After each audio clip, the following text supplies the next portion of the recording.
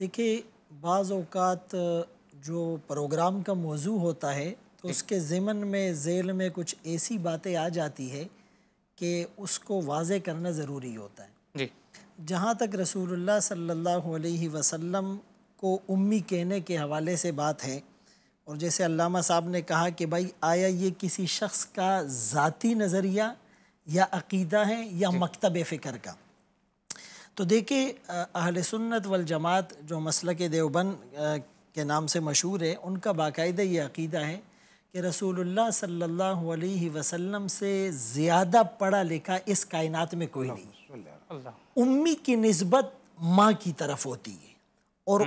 اصل اور اساس اور بنیاد کو بھی کہتے ہیں۔ رسول اللہ صلی اللہ علیہ وسلم کسی انسان سے سیکھے ہوئے اور اس سے لکھے پڑھے ہوئے نہیں تھے۔ الرحمن علم القرآن، انہیں تو ڈائریکٹ اللہ نے سکھلایا تھا، اور فرمایا وَعَلَّمَكَ مَا لَمْ تَكُنْ تَعْلَمْ وَكَانَ فَضْلُ اللَّهِ عَلَيْكَ عَظِيمًا۔ اور تیسرے نمبر پر سورۃ القیامہ 29ویں پارے میں جو رسول اللہ صلی اللہ علیہ وسلم وحی کے نزول کے وقت جبرائیل امین کے ساتھ برابر پڑھنے لگے تو حکم آیا لا تحرک بہ لسانک لتعجل بہ، آپ جلدی نہ کریں، ان علینا جمعہ وقرآنہ، ہمارے اوپر لازم ہے اس قرآن کو جمع کرنا بھی اور اس قرآن کا پڑھنا پڑھوانا بھی، اور ثم ان علینا بیانہ، پھر اس کا بیان کرنا بھی۔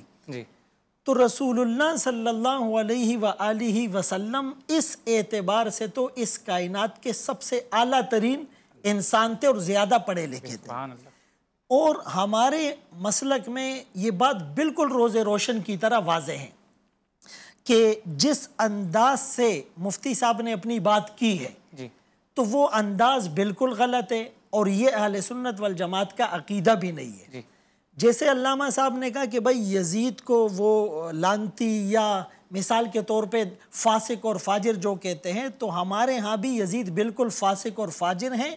اور اسی طرح امیر معاویہ رضی اللہ عنہ جلیل القدر صحابی ہیں اور کاتب وحی ہیں، اور بہت ساری احادیث لسان نبوت سے ان کے حق میں نکلی ہے۔ جہاں تک آپ نے بات کی کہ نیت کا اعتبار ہوگا یا نہیں،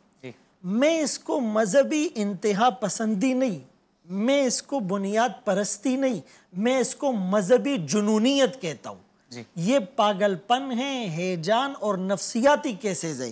دیکھیں یہ صرف اسلام میں نہیں ہے، بعض اوقات اس کو اسلام سے ریلیٹ کیا جاتا ہے۔ آپ مجھے بتائیں یہودیت اور عیسائیت میں ایسے واقعات نہیں ہوئے؟ نیوزی لینڈ میں 2 مساجد کے اوپر حملہ کر کے 50 مسلمانوں کو شہید نہیں کیا گیا؟ ریسنٹلی برطانیہ کے اندر ایک غلط اور رومر افواہ کے پھیل جانے پر کہ 3 لڑکیوں کا قتل ہو گیا اور قتل کرنے والا مسلمان تھا، حالانکہ وہ بات غلط تھی، اس بنیاد پر مسلمانوں کے خلاف ایک نیگیٹو پرسیپشن اور سرکاسٹک لینگویج استعمال کی گئی۔ 9/11 کے بعد دنیا کا جو پیراڈائم چینج ہوا ہے،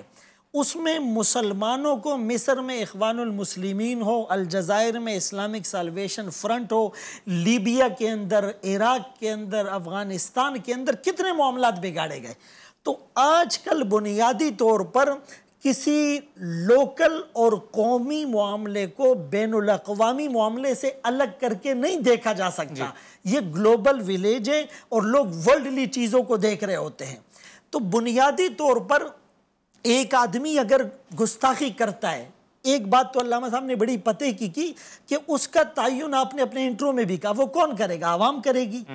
بھائی اس کے تعین کے لیے جیسے اسلامی نظریاتی کونسل آلریڈی ایک ادارہ بنا ہوا ہے، اور تمام مکاتب فکر کے جید علماء اس کا حصہ ہوتے ہیں،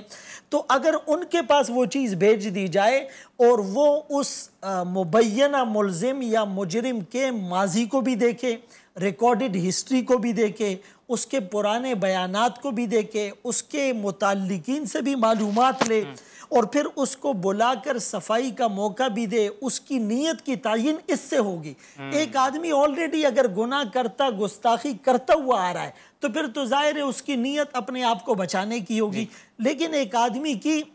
اگر پوری زندگی جیسے مفتی طارق مسعود صاحب یا دوسرے علماء کی اگر وہ اصلاح امت کے لیے اور دین کے پیغام کو پہنچانے کے لیے اگر لگی ہوئی ہے تو پھر ظاہر ہے کہ ان کی نیت ظاہر اس اعتبار سے کنسیڈر کی جائے گی اور ان کے معاملات کو دیکھا جائے گا.